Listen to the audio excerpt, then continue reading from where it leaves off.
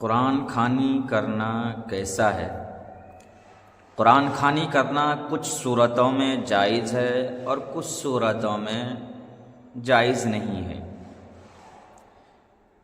جو ناجائز والی صورت ہے وہ یہ ہے کہ قرآن خوانی کرنے کے جو آج کل ہم نے لوگوں نے رواج بنا رکھا ہے، یہ رواج کی صورت میں جائز نہیں ہے۔ اگر ہم دو چار آدمی مل کر کہیں قرآن کریم پڑھیں، قرآن کریم کی تلاوت کریں اور ایصال و ثواب پہنچائیں تو یہ درست ہے، لیکن اگر ہم اسی قرآن کو کسی معاوضے پہ پڑھیں، یعنی اجرت لے کر قرآن خوانی کریں، یا اسی طرح متعین کر لیں کہ آدمی کے مرنے کے بعد ہی پڑھا جائے 40واں میں 11واں میں، یہ ساری چیزیں متعین، تو اس تمام صورتوں میں ناجائز ہے۔ لیکن اگر ہم دو چار لوگ مل کر قرآن کریم پڑھتے ہیں، نہ اجرت لینا مقصد ہے، نہ کوئی دن متعین ہے، بلکہ کسی دن بھی پڑھ سکتے ہیں، تو اس صورت میں جائز ہے، کیونکہ قرآن کا پڑھنا تو ثواب کا کام ہے، کوئی غلط کام تھوڑی ہے۔ لوگوں نے اتنا قرآن خوانی میں اتنے الفاظ استعمال کیے، اتنے لوگوں کے ذہن میں بات ڈال دی کہ لوگ پریشان ہیں۔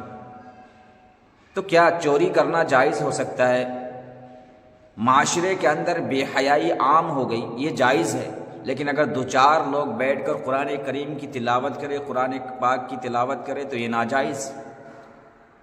جو چار لوگ بیٹھ کر معاشرے کے اندر غیبت کرے تو یہ جائز ہے، یا دو چار لوگ بیٹھ کر قرآن پاک کی تلاوت کرے تو یہ ناجائز ہو جائے گا۔ نہیں، ایسا نہیں ہے، بلکہ قرآن پاک کی تلاوت کرنا ایک بڑا ثواب کا کام ہے۔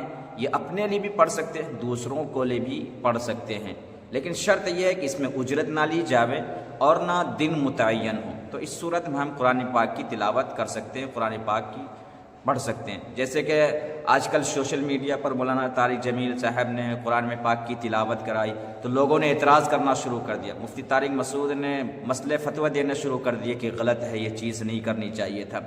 ایک بڑے عالم ہونے کے ناطے انہیں پتہ ہے کہ کیسے کرنا ہے، کیسے نہیں کرنا ہے، اس لیے تو آج کل کے عوام بھی پریشان ہیں۔ یہ کہنا شروع کر دیا انہوں نے کہ اگر ہم کوئی کام کریں تو ناجائز، اور یہ مولانا اور مفتی کام کرے تو یہ جائز ہے ان کے لیے۔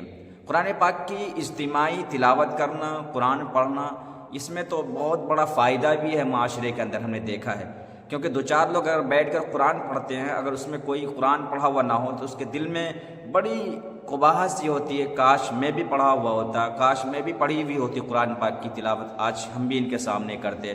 جیسے کہ آج ہم دیکھتے ہیں ہمارے مسجدوں میں فجر کے بعد روزانہ کنٹینیو یاسین کی تلاوت ہوتی ہے، لیکن بیچارے دو چار ایسے ہیں جس کو پڑھنا ہی نہیں آتا قرآن، تو وہ روزانہ آ کر کہتے ہیں کہ امام صاحب کاش میں بھی پڑھا ہوا تھا تو میں بھی قرآن پاک کی تلاوت کرتا، میں بھی یاسین شریف پڑھتا۔